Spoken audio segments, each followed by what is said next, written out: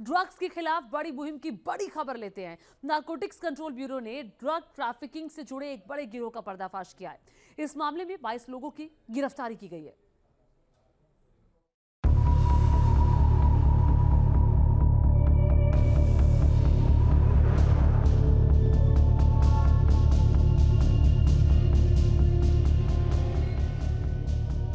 Drugs का dark world,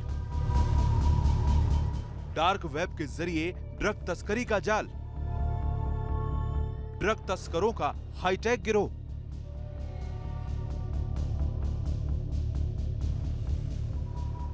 dark web internet की वो दुनिया जो आम आदमी की पहुंच से बाहर है, ऐसी दुनिया जो दुनिया की नजरों से ओझल है, लेकिन यहां सब बिकता है, ड्रग्स भी।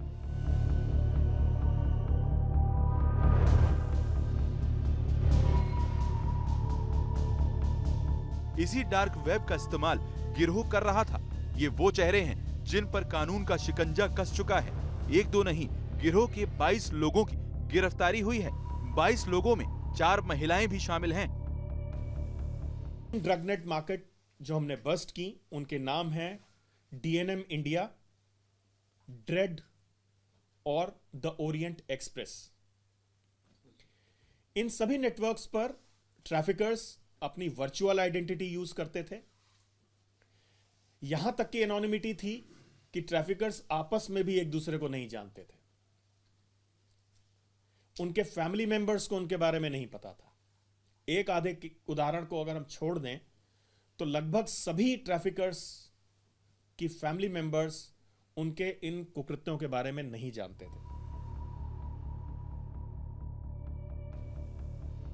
अपने काले धंधे को गुप्त रखने के लिए इन लोगों ने सब कुछ किया, लेकिन पकड़े गए। बताया जा रहा है कि एक मोबाइल के डेटा से इस गिरोह का भंडाफोड़ हुआ। इस मोबाइल को कोलकाता के एक तालाब में फेंक दिया गया था, लेकिन फोन की बरामदगी के बाद इनका राज बेपर्दा हो गया।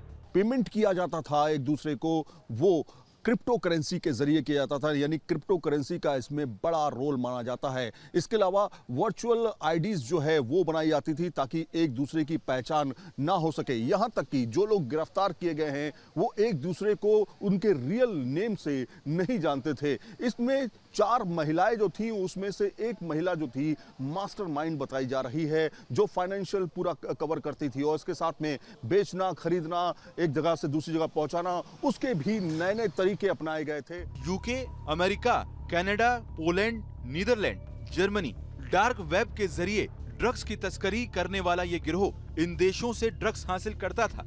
इनके बाद वो हिंदुस्तान के कई शहरों में ड्रग्स की सप्लाई करता था। रिपोर्ट्स के मुताबिक इस गिरोह के तार दिल्ली, गाजियाबाद, कोलकाता, सूरत, पुणे, बेंगलोर, रांची, जालंधर, गुवाहाटी से जुड़े थे। 4 महीनों की कड़ी मशक्कत के बाद नारकोटिक्स कंट्रोल ब्यूरो को इस केस में सफलता मिली है। अब तक इस केस में 22 लाख कैश और क्रिप्टो करेंसी के जरिए 2 करोड़ के काले कारोबार का पता चला है। मामले की जांच जारी है। सभी आरोपी जुडिशियल कस्टडी में हैं और उनकी बेल भी रिजेक्ट हो चुकी है। ट्रैफिकिंग का ये धंधा पूरे देश में चलाया जा रहा था और उसमें मदद ली जा रही थी यूएसए, यूके, नीदरलैंड, पोलैंड की, और वहां से ड्रग्स अलग अलग माध्यमों से मंगाई जा रही थी। 22 लोगों को एनसीबी ने गिरफ्तार जरूर किया है, लेकिन अभी कड़ियां जोड़ी जा रही हैं और देखा यह जा रहा है कि इनके तार और कहां पर जुड़े हुए हैं। लगातार छापेमारी भी की जा रही है। इन 22 लोगों में 4 महिलाएं भी शामिल हैं जो भारत की ही रहने वाली हैं, और ये परिवार जो है, खासतौर पे जो ये लोग हैं, इनकी उम्र जो है 18 से 35 साल के बीच बताई जा रही है। अभी और खुलासे इस मामले पर हो सकते हैं। जर्नलिस्ट जैनेंद्र के साथ Saeed Aamir Hussain, news nation, NCB office, Delhi.